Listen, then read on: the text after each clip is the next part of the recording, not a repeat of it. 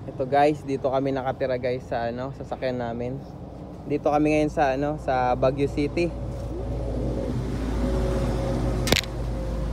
Ayan. Nasiraan pa kami, nalobat yung battery namin, charge namin sa solar. Ayan, dito na kami nakatira sa Baguio City. Bali ang tinutuluyan namin dito ay sasakyan. Dito kami nakatira sa owner namin.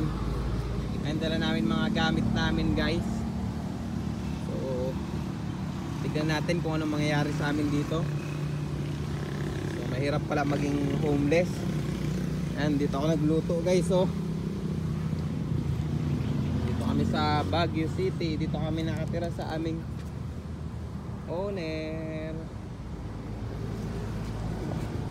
Ito guys, dito kami temporary natutulog sa ayan, dala namin mga gamit namin.